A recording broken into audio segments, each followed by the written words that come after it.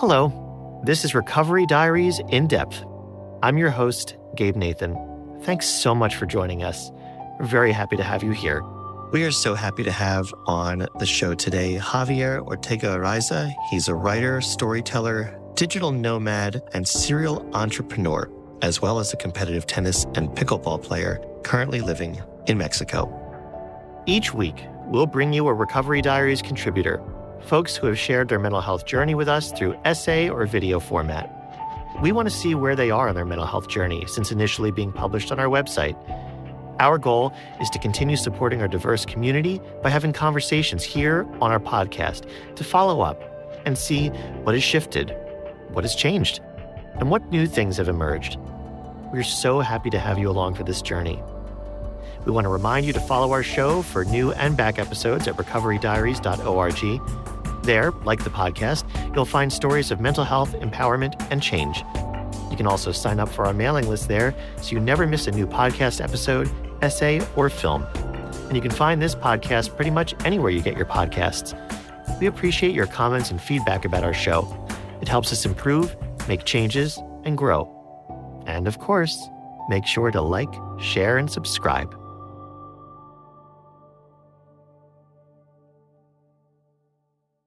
Javier, it is such a joy to have you here on the show. Thanks so much for being here.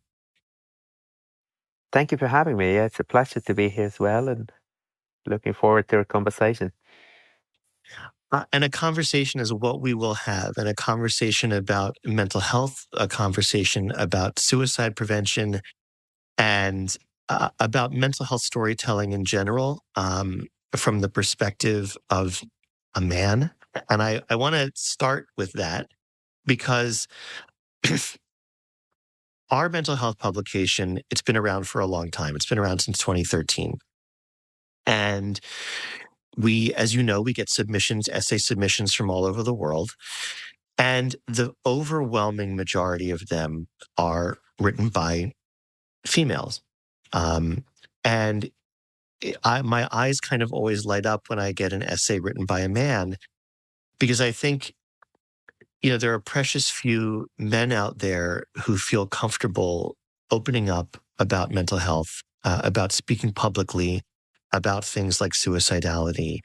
And I feel like there's still a stigma surrounding men and mental health, and I would love to hear your thoughts and feelings about that.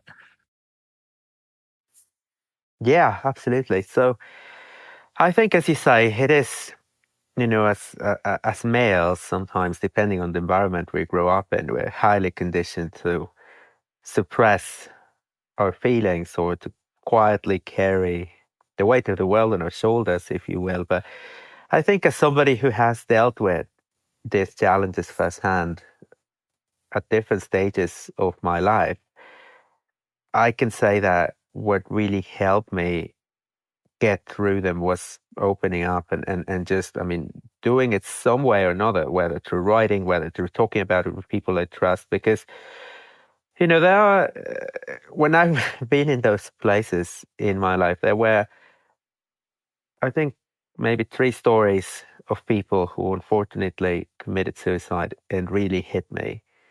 And they were all male. One was David Foster Wallace, another one was Anthony Bourdain, and another one was Gary Speed. And I think those 3 great people who were great at what they did, they were people who I aspired to be. One was a genius writer, the other one was one of the best footballers, managers in the UK, and the other one was a travel host. 3 things that exemplify 3 dimensions in my life. And it's like, how can this guy seemingly have it all, and yet they're carrying a burden that maybe I don't know who realized around them that what they were carrying. And I think for a long time that was the case with me. People would look at my life and it's like, you have everything. How can you say you're struggling? But it's because we have that conditioning that says, well, you need to perform, or you need to just take the burden and deal with it. And I mean, maybe once we start dealing with it internally, it's better at least, and it's a process that eventually guides us to open up. But how many people don't ever deal with it? So I hope that by putting the story out there, other people will have the courage to at least take a look at what's going on in their life, and maybe that changes the trajectory of their lives as well. So I know that it will, and I know that it does. And your essays, you have two on our site, one specifically dealing with suicidality, and that's the one that we're going to really focus on today. But I know for a fact that these essays help people, because I'm lucky enough to receive comments and to receive feedback and to receive affirmations of the work that we do from other people out there who are reading these. And they're almost like, when you take a dandelion and you blow it and those wisps go out everywhere, that's what these essays are to me. That's how I look at them. They're just these little wisps going out into the ether for someone to grab one, right? And they're finding a little nugget of hope there.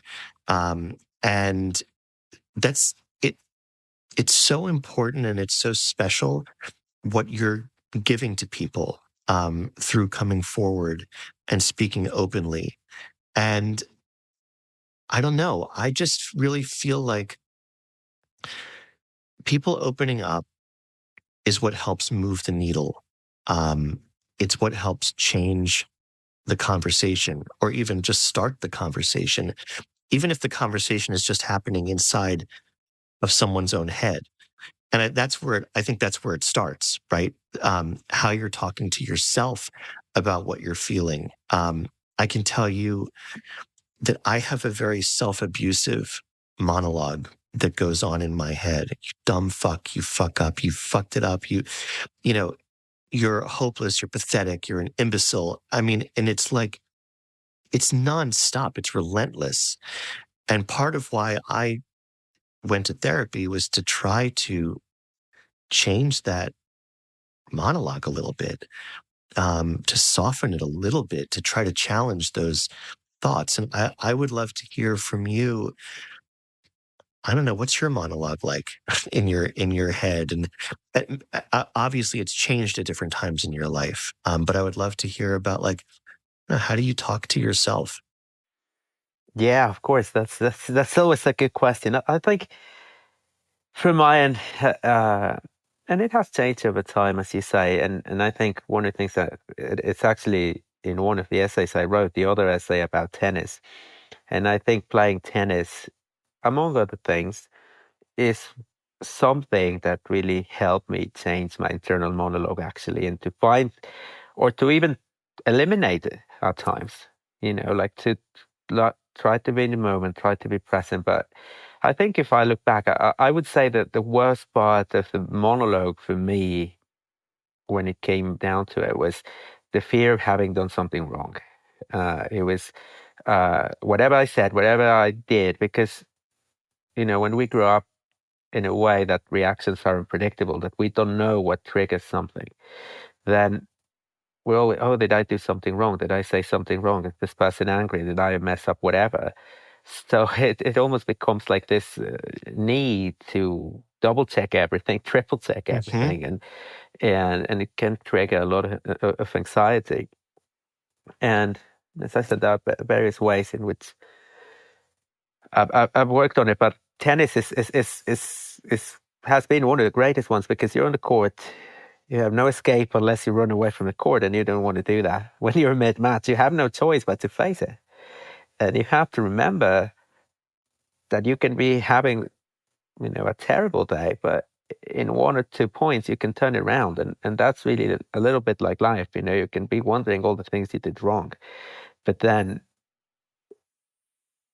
the same day, like, there's no need to just hit the reset button, which is, I think, what I was so conditioned to do.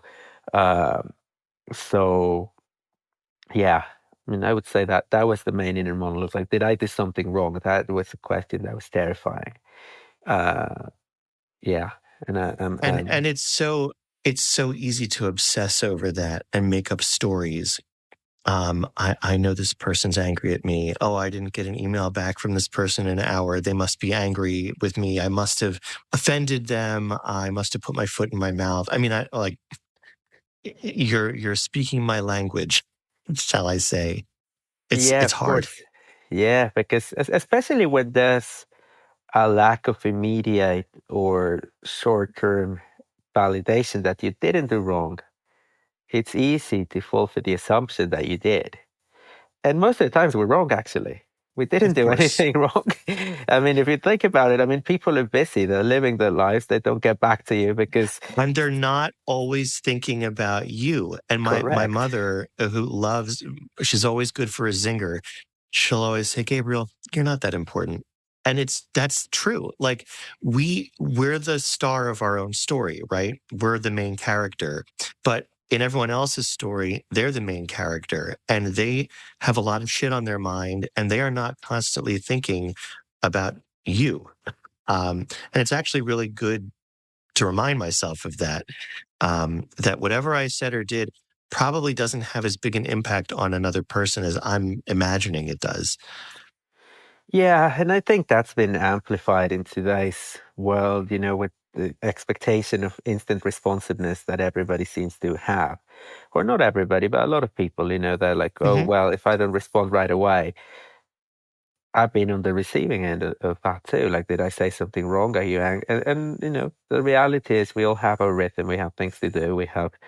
And most of the times, I think what has helped me actually is to look at the situation the other way around. When I see somebody requiring that validation to let them know that they didn't do anything wrong, then I think to myself, well, I've actually been on the other end plenty of times. So am I really angry? Well, the answer is no, man, not really. I mean, I'm just busy. So I think if we look at things the other way around, it helps us realize, okay, maybe this is just our mind going on overdrive, but it takes time and definitely, I mean, especially if it's a pattern that's deeply ingrained, it's something that, you know, but yeah, I mean, it's important to work on it. That's what I would say, because 99% of the time we didn't do anything wrong, and it's just our mind trying to make up for it based on trauma, really. So Yeah, and anxiety. yeah, What if they're what angry at me? if? What if I fucked Right, up? What if I did it? And you can what if yourself to death. of course. Really.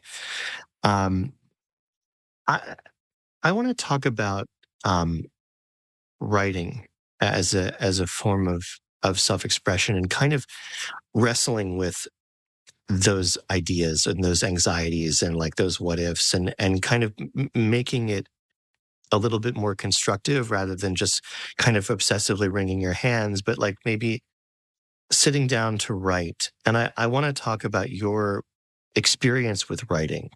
Um, how did you get interested in it? And when did you start moving in a direction where you wanted to use writing to explore mental health issues? Yeah, well, I think I've always written. It didn't become a second career for me, let's say, until 2022, roughly, when I came from the travel world, and the travel industry hadn't really gotten back to its feet. So I started exploring that. But I've always written. As a kid, I would write, imagine things, uh, and it was a natural way for me to process stuff, and it was a natural way for me to deal with whatever. And what I've found lately, actually, through a project I'm working on right now, is it can also be a way in which you're rewriting your story in real time, let's say. And what I mean by that is, I mean, been creating a fiction work, because for the years where I was fully immersed in my writing career, or a lot of my creative projects really were put on hold for a little bit. I could only write so much, and I had some great assignments that led me to learn a lot, actually. But I think right now it's been very interesting, because as I'm writing this book, it's the character is obviously based on some stages of my life, some of aspects of my life. And it's been really cathartic, actually, to write the story and to put it in, in a way that helps me process it. And I think, I mean, for me, writing, the main thing really self-awareness. I would say it's especially for people who, like I used to have, this fear that everybody around you is judging you. It's Hmm. one of the first safe places in which you can start to develop that self-awareness, because there's nobody there. It's just you and the page. So you can put it down, you can say whatever you want. Uh, I mean, now with tools like we have AI and all that, it can really help you structure a lot of stuff. And, it's nobody's going to judge you. So actually, just putting that into practice can get you to the point where you realize, well, maybe those people around me aren't judging me either. You know, I just had to give myself permission to really realize how I feel and what I'm feeling and what I'm thinking about. And which maybe if I was afraid all the time, I didn't even get that far. So I would say writing is a great first step in that direction, and a very deep one, by the way. It's so interesting to hear you talk about writing in that way. And it's something that I love so much, and I've always done it as well. And I've always looked at it as a safe place to express myself, to explore what's painful, what's funny, what's devastating about my own life or about life in general. Um, I've always found it exciting. Like when I sit down to write, I often don't know what's going to come out, and I'm excited to find out. Right. And it is cathartic. Um, but like, here's the thing about something that you said. So you were talking about judgment and this fear that everybody's judging you, and that writing is this place where nobody's going to judge you because it's this solitary thing, right? It's just you and the page. But what happens when you put it out there? Then you're kind of giving the work to the public, to anyone, and there is judgment there. Um, so how do you square that? How do you cope with that? Yeah, that's a really interesting question, because I actually think if I've been able to get to the point where I really don't care what people think about me, because I really don't, not anymore, is thanks to writing. I just think I published so much over the stretch of years, maybe 5, 6, 7 years, that it's like, well, a lot of my life became an open book, and maybe some stories are not out there anymore. Maybe some are, some are in print, but it was like enough exposure therapy, if you will, call it that way. That it just taught me how to be open enough to the point where I couldn't care less. And I was terrified at the beginning. It's like, no, how am I going to put that out there? What are people going to think? What are, all these things we think about. And I think, yeah, writing was actually the best process to get there, because, and that was when some friends asked me, is just put it out. The people who really care about you, love you, are going to actually be delighted that they can learn more about you, and they're going to see how they can support you. And the rest, I mean, why would you give emotional control to anybody else? And again, I mean, just, and you know what? Like, I'm actually going to add this, because I think if I had only published in my own channels, it would have been easy for me to delete them Hmm. and say, okay, no, there's no way you can trace me now. But I publish with so many outlets, media, that a lot of things I have no control over what happens to them. And that, and accepting that, and just kind of relinquishing that desire to control that narrative, I think it was very powerful. I think it was like a great way to get from being terrified of putting myself out there to, okay, well, I'm there. What's next? And what an evolution, because there can be such fear about giving a creative thing, giving control of that over to an editor or a publisher or to the public. But you really went on a journey where you found you were able to wrestle with that internally and grow and evolve and be comfortable and confident and just say, here it is, take it or leave it. And it's so wonderful. And I'm so glad that you found us, and that you gave us two beautiful pieces that have meaning and resonance and that are hopeful and helpful. And I don't know, it just means a lot to me. So I just wanted to thank you for that. No, and thank you. I mean, I appreciate the space. And I think you built a great community, and hopefully, as I always said, the right people will see them, and the right people will resonate with them, just as I have with other people's work. And that's what we can do. Did you have any trepidation about coming to us for the first time, with a piece about your mental health? Do you remember what that was like for you? Uh, not really, because it was very like a stream of consciousness piece, and I knew what just because I was going through it at that point in time, I just needed to put it out there. Like I just knew it would help me. I just knew it would. Uh, I guess maybe in the back burner, I did think, okay, what will people think or whatever, but no, I just knew what's the right thing to do. And it's one of those pieces that come to you, like it happened to me actually not too long ago I also write lyrics for music, and I was just walking around and I stumbled upon this scene, and I get home and I feel the need to write a song based on that scene that unfolded. And I sent it to a friend who's a musician, and it was a very serendipitous thing where it was directly related to an album he was working on. And if I hadn't listened to it and taken time to do it, and this great collaboration and beautiful piece that resulted wouldn't have happened. And I think it was very similar, actually. It was just something that served its purpose, and it was easier to do it than to not do it. You know what I mean? And I'm glad that you did. And it's talking about something that we need to talk about, as human beings and as men in particular.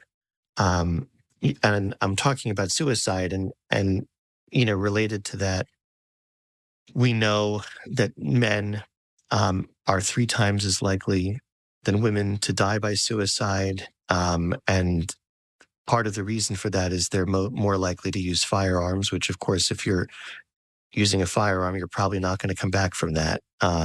So the outcome is going to be more fatal, most of the time. And we just need to be talking about it. And I was thinking about the 3 suicides that you mentioned, at the top of the show, and what you were saying about them, that, these guys appeared to have everything. And, how could suicide have touched them? And I guess a takeaway that I wanted to touch on is that mental illness, depression, suicide doesn't give a shit about how much money you have in the bank. It doesn't give a shit about how handsome you are or what kind of car you drive or who you're in a relationship with. None of that stuff matters, because the truth is about suicide is that nobody is invincible, and anybody can be at risk for taking their own life, no matter what their lives look like on paper, or what their forward-facing life looks like, on social media or whatever. It can happen to any of us, and that's one thing that I wanted to be sure that I said about suicide here, and I'm curious to hear from you, from your life experience and your perspective. What do you want people to know about suicidality, about feeling suicidal, about that mindset? Um, what do you want to share about it? You never know what somebody's going through. So it's always better not to judge. And it's always better to, if you have an issue with someone, ask thoughtful questions and see if you can get to the situation, especially if it's somebody you care about. But on the other hand, from the side of the person who's going through it, who's been through it, so I said before, one of the times it happened to me when I was not thinking about it, I was pretty serious. If somebody looked at my life from the outside, it's like, how can this guy be going through that? Lives in a beautiful apartment, seemingly has everything figured out, young prodigy, whatever. And I was still thinking of jumping off that building in that apartment. And I think if I could, talk to that person of myself and to anybody who's going through that, because I have had people in my life who have gone through that. I would say that there are people who care about you more than you think. And it's very hard to open up, and it's very hard to let them in, and it's very hard to, because if we've gotten to that point, it's usually because we built plenty of walls that, but, slowly we can demolish those walls, if you will, but it doesn't happen overnight. But, one day at a time, we can realize that we can actually integrate, I guess, different aspects of our life. And we can see that maybe at least a considerable part of the narrative we were forming in our head that led us there wasn't actually true. And I would definitely, I had a great therapist who helped me a lot over a period of time. And I was very lucky to find her. And, it was a process. I'm not going to say it was easy. It requires us to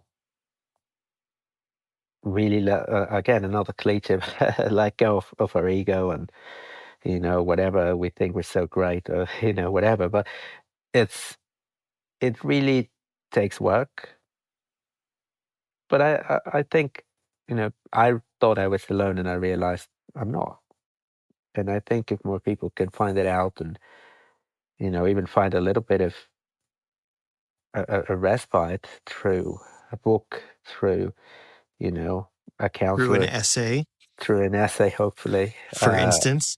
Yeah. I remember there was a book called, you may have read it, Reasons to Stay Alive by Matt Haig. And he talks about this when he went through, and just little nuggets of wisdom, really, of somebody going through a very hard time. And can read something like that and realize, okay, well, I'm not the only one going through this. I'm not. So that's why I guess it's very important to share these stories, because it's, we don't know what's behind people's minds and hearts, and and we may see somebody very, very famous or that we admire, but they're struggling, and when the conversation opens up, in the tennis world, for instance, so many top players have talked about the mental issues. Yeah, and I think it's so important that they do, because if you're a young player starting out and you think, oh, I want to kill myself, I'm not the best, or I don't want to do this anymore, and in any field, really, well, what does that really tell you in the grand scheme of things? And is it really a life of that or that matter? No. Right. So, and the more people who are talking, the more the conversation gets normalized, and of the course, more people go, oh, okay, it's okay to talk about this because so-and-so who I admire is talking about it. It's okay to feel this way. It's okay to give voice to my feelings. And it's the entire reason behind why we do what we do. It's literally the whole reason, so that people don't feel like they're alone, so that they can pull up these essays and go, oh my God, Javier, oh my God, Miriam, oh my God. They're all of these people who are literally telling their stories so that other people can say, aha, them too. It's not just me. And your comment about walls, about how, when we get to the point where we're thinking about taking their own life, we've probably built a lot of walls around us. And I think if I think about the reason why, and I have definitely done this in my own life, I built walls under the delusion that it's to protect myself.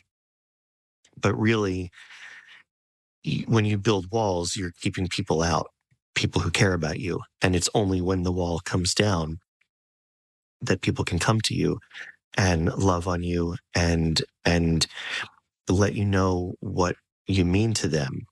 If the wall is up, you're not going to be able to receive any of that. You're going to be inaccessible. And that's a real tragedy, because there are people, like you said, there are people who care. There are people who want you to stay. Yeah, absolutely. Absolutely. And I can't think of a better lead-in to your essay, which I'm so proud to have on our site.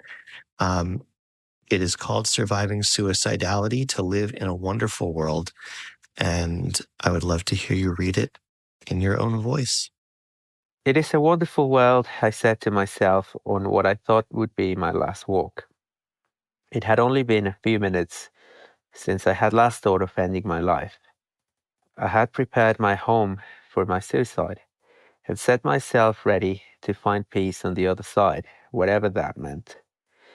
I found relief in the prospect of my spirit going back to where it belonged, while my body suffered the effects of my lethal method of choice.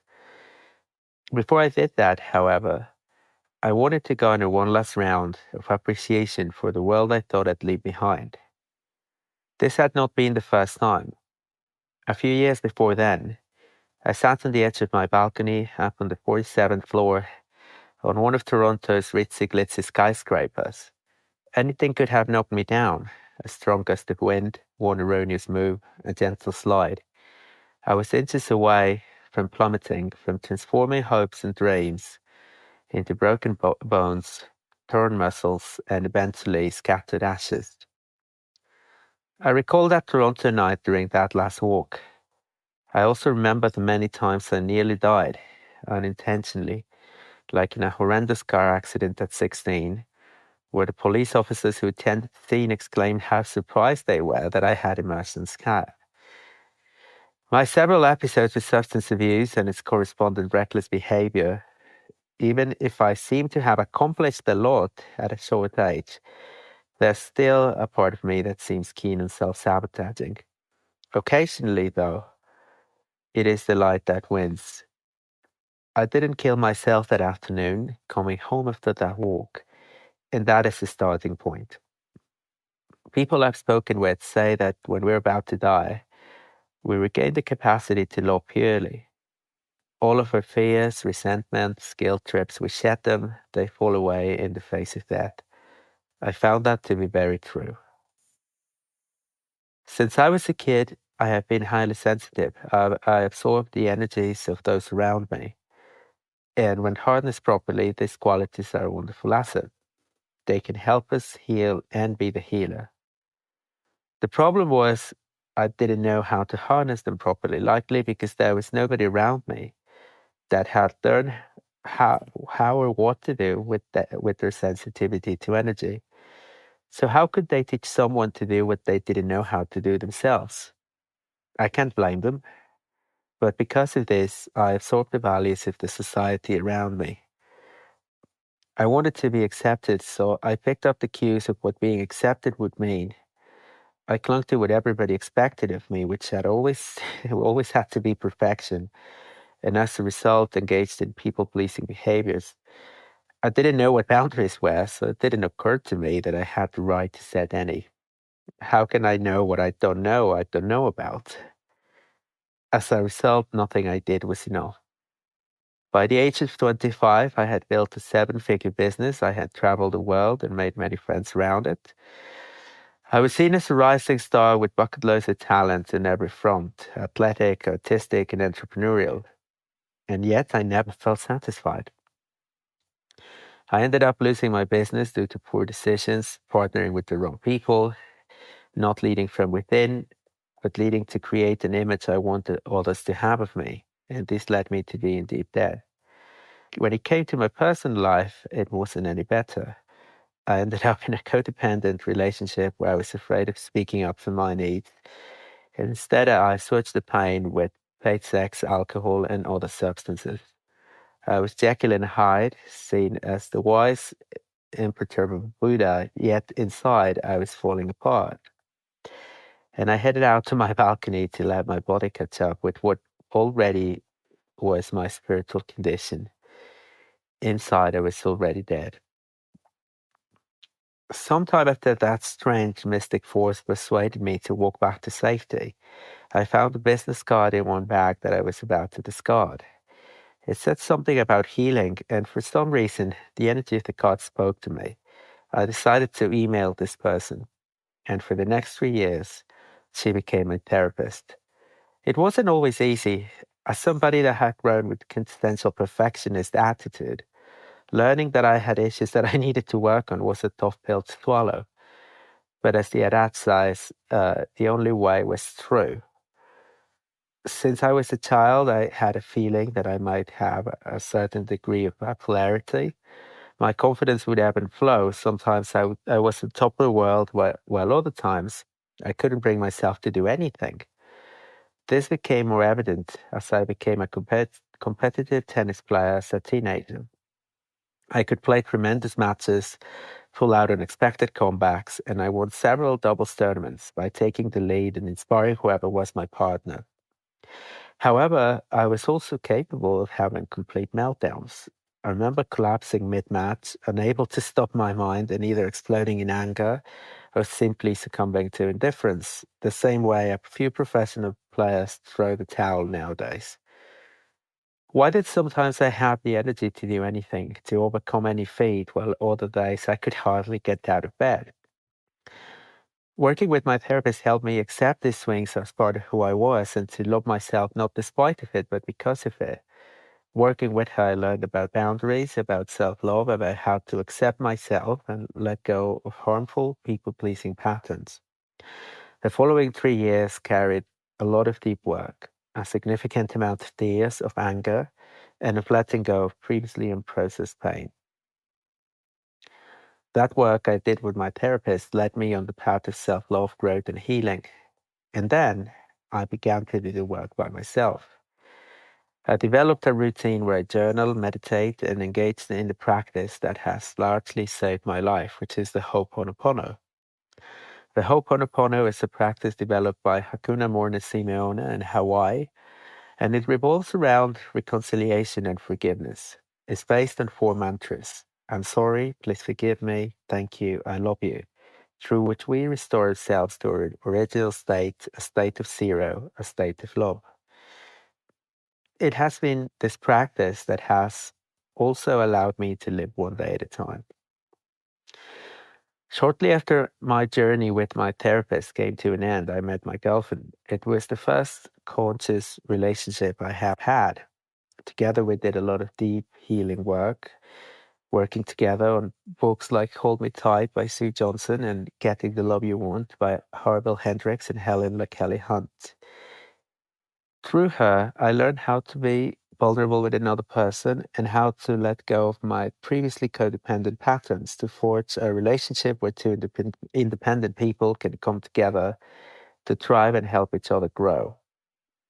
My girlfriend also possesses deep intuitive qualities, and it was her who texted me when I was halfway through on what I thought would be my last walk. It was not the typical Hollywood-like savior message where somebody goes through an extreme sacrifice to save somebody else, because that is not what true love is about. True love, as I learned through this relationship, is about loving ourselves and others, about doing the work we need to do on ourselves so we can help the healing process of those around us. It was this that she reminded me of the importance of the work I was doing and how it helped the world, mostly because I was willing to face my challenges and grow my soul. On that last walk, I was marveling at everything I saw. The birds, the dogs, the clouds, the trees, the way certain leaves pile up on the sidewalks. I do live in a beautiful town, San Miguel in Mexico. I came first 4 years ago. It is a town that has changed my perspective on life.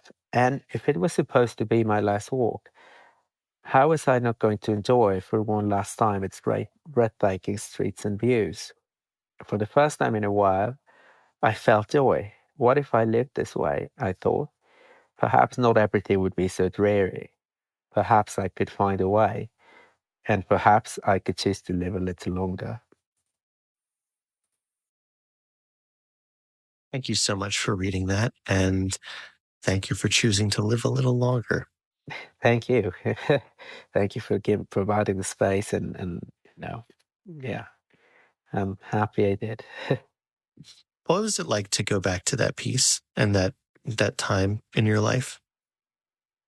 Yeah, well, it's very interesting that it happened just now, because that piece was written in 2021, if I remember correctly. And that was one of the most difficult periods, really, of my life. Uh, Shortly after that, I left San Miguel for a while. I moved to San Diego, lived 3 years in San Diego. And I just got back to San Miguel 4 months ago. And it's been great. I had never been happier. So to see it and look back and see, I mean, what would have happened if only I had taken a decision? It's almost. I mean, this past 4 months, I've actually been in a period of deep growth, I would say, and I just think this happened at the right time for me to look back and appreciate and see. Wow, I mean, it's really been a journey, and I'm happy to see, because sometimes when we go through something difficult, it's easy to hate the place where it happened, And in my case, I moved so much. It's hard to hate the world. I mean, if you have a problem everywhere in the world, the problem is likely you, So it's so to come back and just find home here, in the same way I have, I guess, everywhere I live, but just to be in this state where I can read this and see, wow, it's been an incredible journey, really, with a lot of ups and downs. But just to know that I'm here, to know that I'm happy, that I'm in a good place, it's actually a way of bringing that narrative full circle, if you will. Uh, that on one side, and also, on the other side, on another note,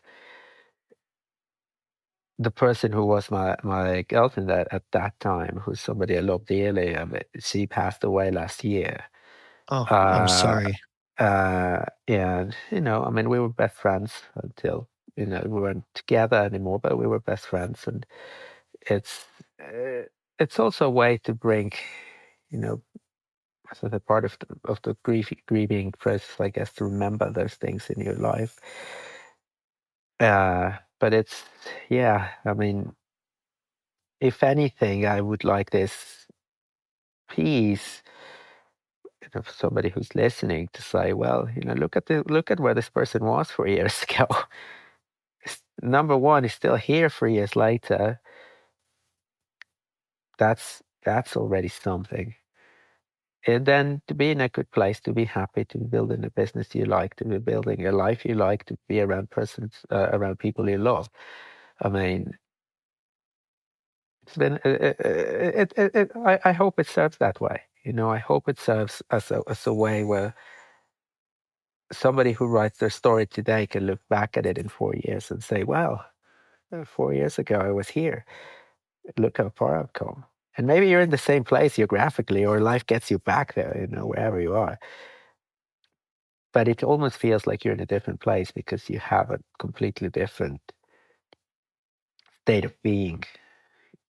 Yeah, you're seeing with new eyes. It may be the same streets and same views and scenery, but you're different. So you're going to see things differently. And this is why we bring people back. This is one of the core reasons why we started this podcast, is because we would have these relationships with people, 1 essay, 2 essays, maybe 3 essays at the max.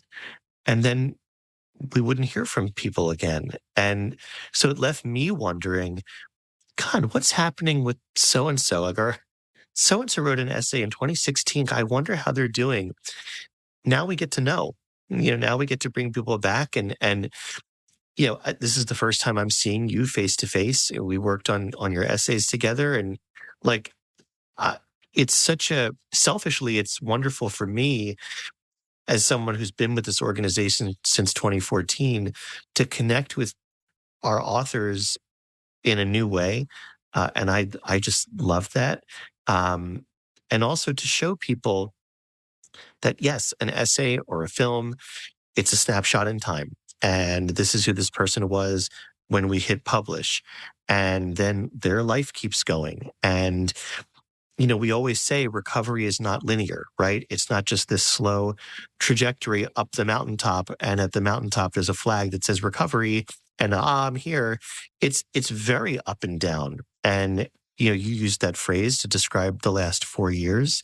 And it's kind of incredible what you've been through. And that's what we want to bring to people. Oh, thank you. And again, thank you for, I think it's a great idea to create this space for people to come back and share what's happened in their lives, because time, it can help so many people. And look, okay, I read their essay, what happened to them? It's great. Thanks for creating this. That's my pleasure. And it's just such a joy to have you here. And I guess if you had one parting thought for people out there who are struggling, especially men, they're struggling with that weight of the world on their shoulders, like you said earlier in the show, and maybe contemplating suicide. I just want to hear what you'd want to say to these folks. Yeah, I would say, take a little step. Start with writing down, if that helps, how you feel. Use whatever tool you feel comfortable with. Find help. And gradually, especially even if you start journaling, writing, meditating, it will get you to the point where you can talk to people about it.